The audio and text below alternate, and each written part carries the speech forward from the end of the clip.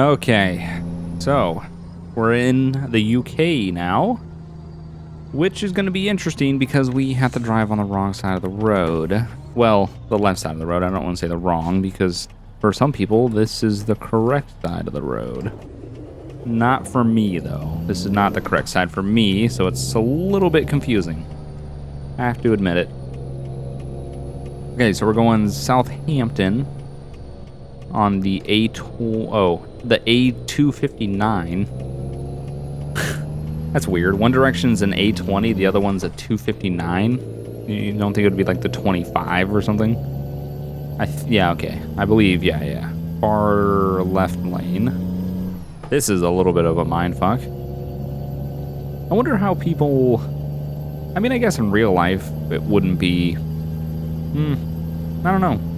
I think the only thing that would be interesting in real life is that if you go to the UK as a visitor, do we need diesel? Hold up. Let's get it while we're here.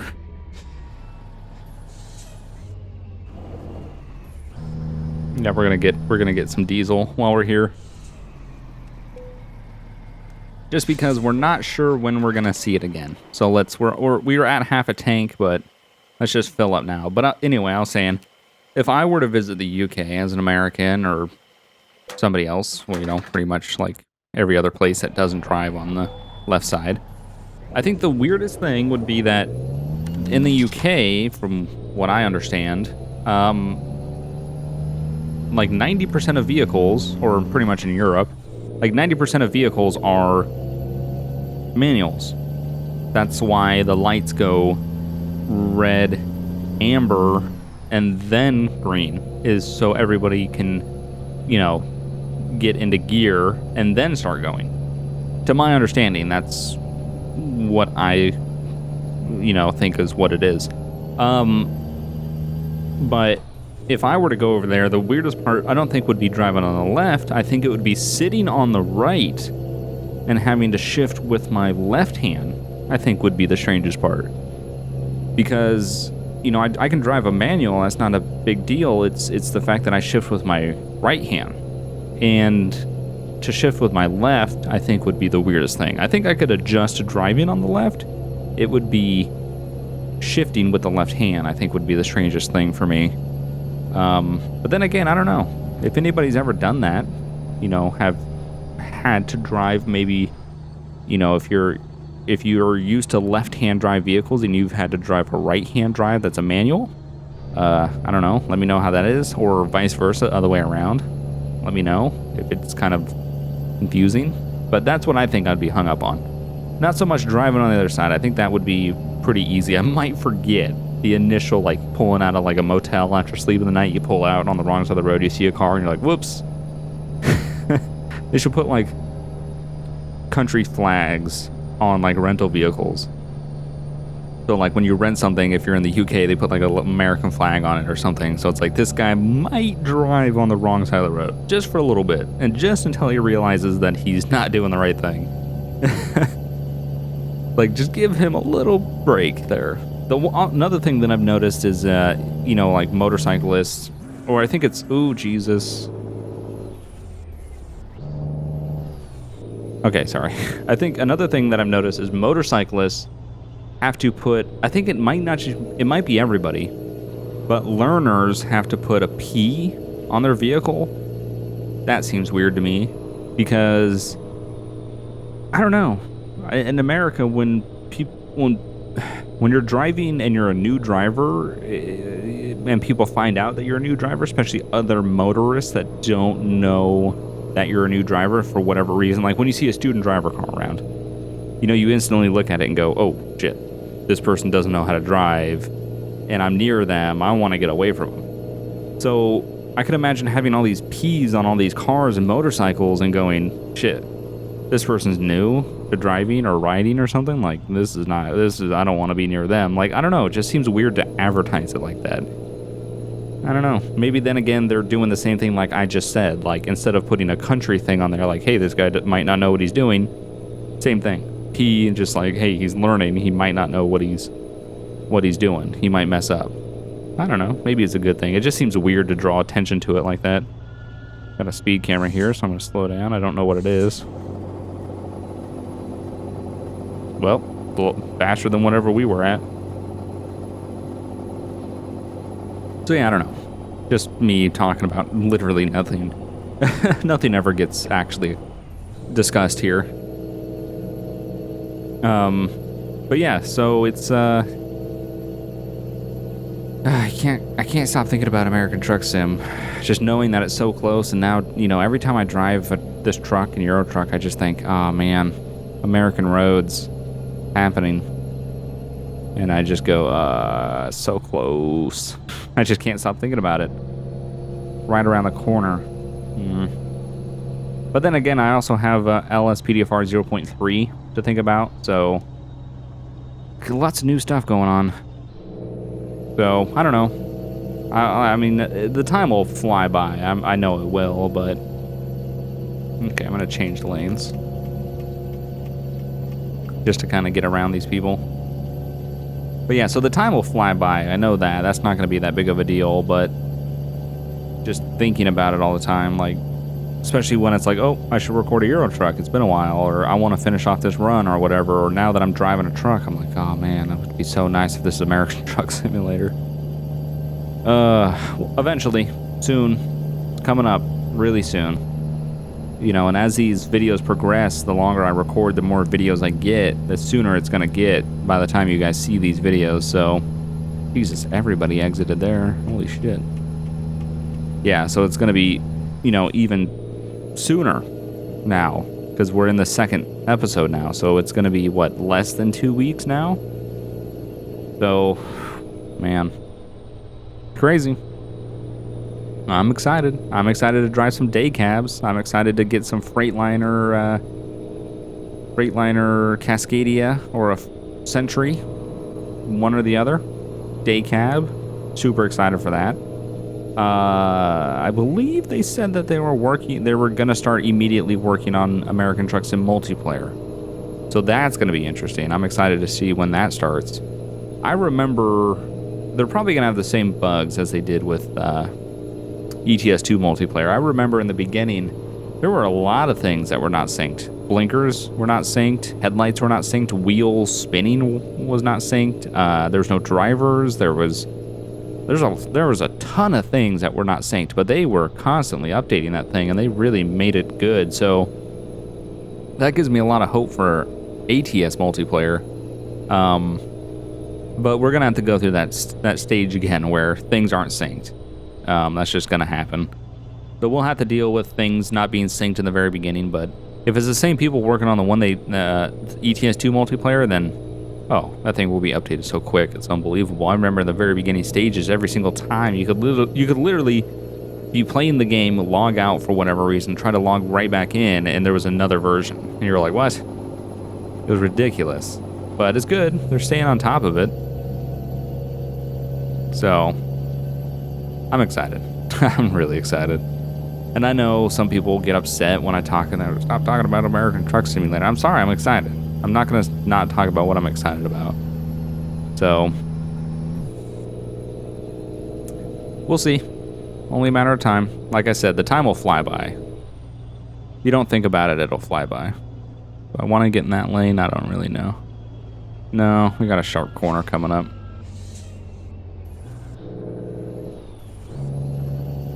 We'll kind of just stick right here for now. I don't know why this truck up here has his blinker on.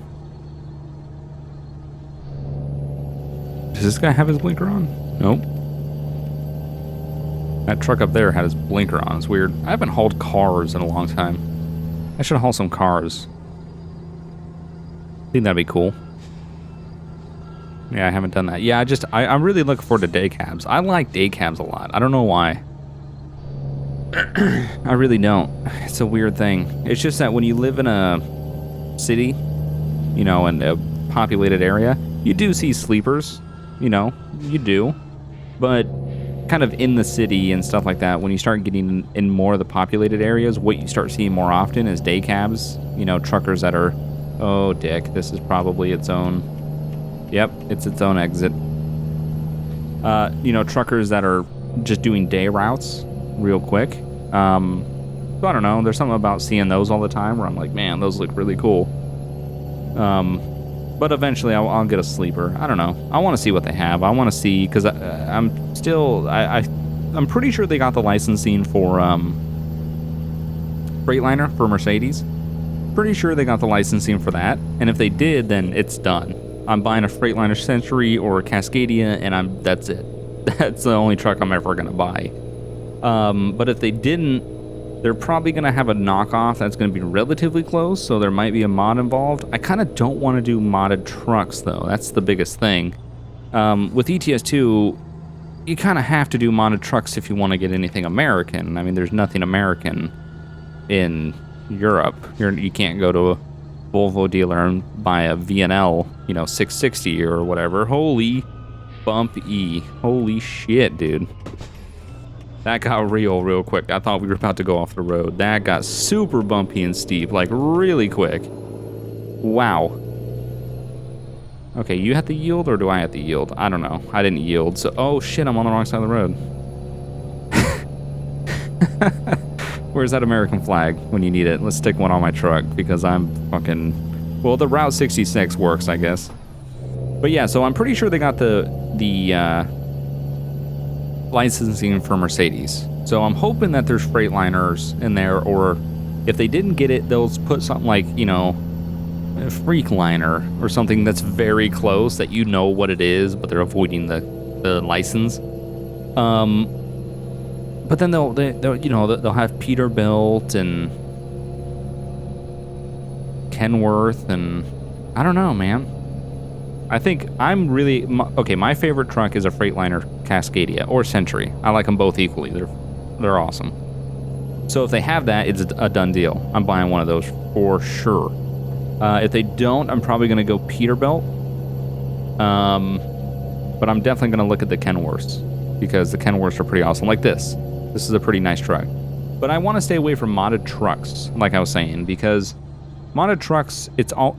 You can find good modded trucks out there. It does take a little bit of time because you want to find one that has everything that you want and that it, is up to a good enough standard. I will admit there's a lot of bad trucks out there where the models just aren't that great. And it's nothing against the people making them. I mean, hell, they're trying. I couldn't do that shit. That's complicated as hell.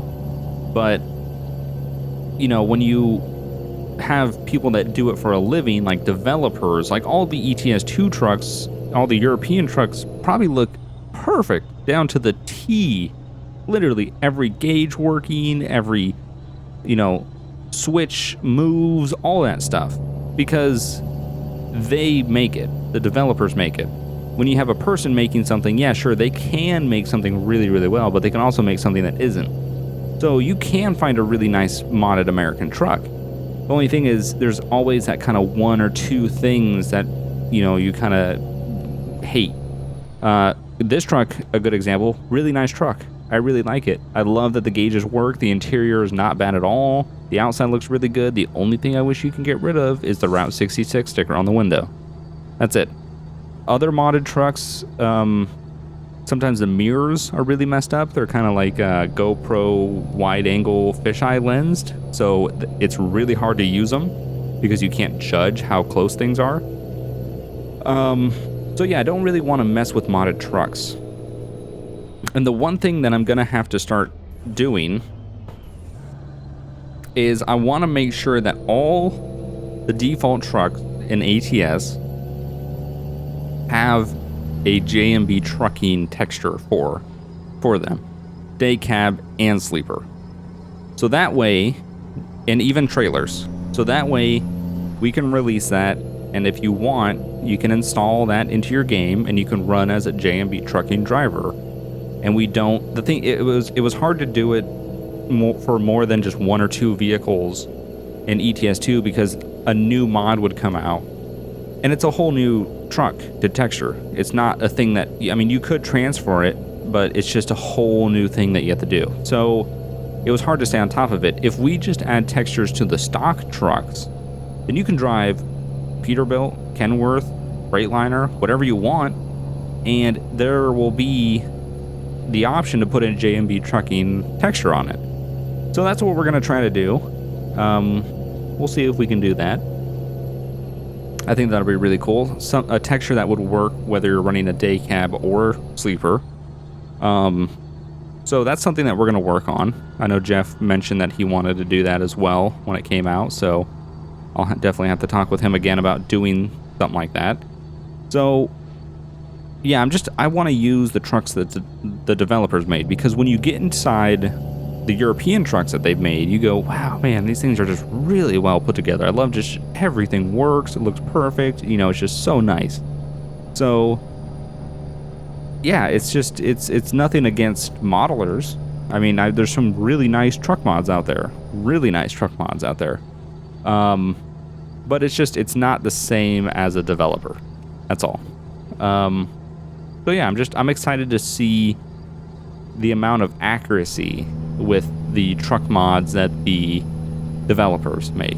So that's kind of where I'm at with it. Also, the fact that we can make the textures and people can use them. And we'll also texture like a reefer unit and a dry van, and we'll go from there. I'm really, I know I'm asking a lot, but I'm really looking forward to, I don't think they're going to do it. I really wish they would, but I want to see if it's possible to pull 2 trailers, to pull tandems. That would be amazing. Like, to be able to have 2 trailers, like 2 28s or something like that, that would be really cool. That'd be amazing. Either that, or I'm hoping a mod does it. I know they kind of did it with ATS 2, but then again, you're driving a kind of like a box truck with a trailer. It's not quite the same. You don't have the same pivot points. I want all the pivot points that hauling 2 trailers comes with. So, you know, truck to the first trailer, trailer to the con gear to the second trailer.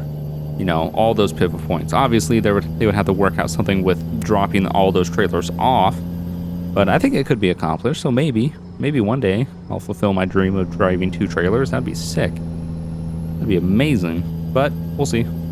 I don't think it's possible in Europe, just because of the roads. I don't think the roads are set up for trucks of that length or size or anything like that. Hence why they are all cab overs and stuff like that, because it's a length issue. That sounds terrible. It's a length issue. Not like that, you know, trucks and roads. So this weather. Anyway, let's double check. 129 kilometers. So we've gone a pretty good distance. It's going to take about 1 more episode. We'll get there pretty shortly, and then we'll back the trailer in and kind of go from there, and seeing what's going on, and seeing how much, oh, it is 2 lanes, and seeing how much more we're going to have to truck to be able to get that last skill point. So we're getting there. We're at Cardiff. Probably not how you say that at all, but we will be at our destination shortly.